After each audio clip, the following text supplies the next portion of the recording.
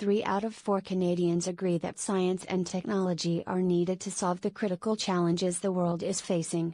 Yet, 3 in 5 also say that society is turning away from science in favor of ideas that are not grounded in evidence or data.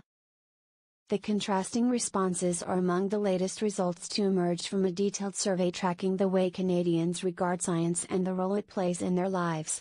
Now in its third year, the survey suggests there is strong public support for science yet also ambivalence about its impact and, potentially, a growing resistance to expert opinion. It's something we need to pay attention to. It relates to public trust in science, said Maurice Bertrand, director of the Ontario Science Centre in Toronto, which commissioned the survey by the polling firm Ledger.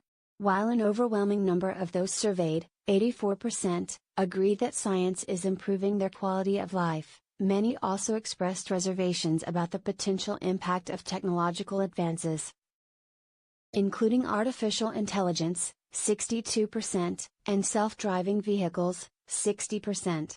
More broadly, 54% agreed that there is a building tension between society and science in terms of science going beyond humanity's needs. The results, released on Monday, were compiled from an online survey conducted last June of 1,501 Canadians. They are considered accurate to within 2.5%, 19 times out of 20. In previous years, the survey raised eyebrows for revealing that 43% of Canadians consider science to be a matter of opinion. It was a disconcerting result for educators and policymakers involved in promoting the value of science to public policy, particularly on matters related to health and the environment. The figure is unchanged in the latest version of the survey. Similarly, the survey is consistent in showing that large numbers of Canadians hold views that are not supported by scientific evidence, including 1 in 5 who believe there is a link between autism and vaccination, more than 2 in 5 who believe the science behind global warming is unclear, and more than half who say that genetically modified organisms, GMOs, are a health risk. Such figures have long prompted calls for more public education in science and more attention to science, technology, engineering and mathematics, STEM, fields in the school curriculum.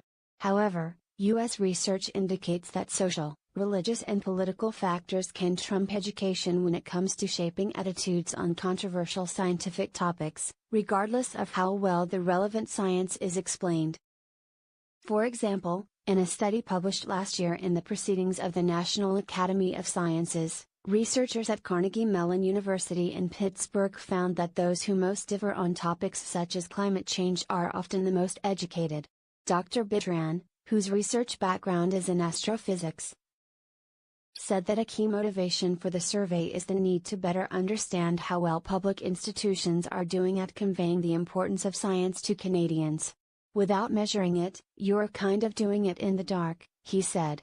He said another important result from the survey shows a widespread public agreement that women and minorities are underrepresented in science. In general, only 1/3 of those who responded indicated that they have science-related skills or qualifications. The survey reinforces earlier research that suggests Canadians generally hold positive attitudes towards science, but that most have little personal or professional connection to it.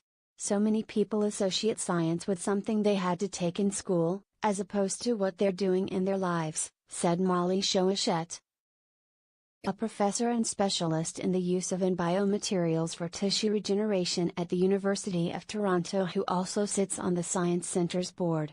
Dr. Shoashette, who served as Ontario's first chief scientist until she was dismissed in July by the newly elected Premier Doug Ford, added that the survey underscores the need for continued growth in investment in science and innovation-based industries as an economic driver and source of well-paying jobs in Canada. Mr. Ford has yet to announce a replacement for Dr. Shoashette in the chief scientist role.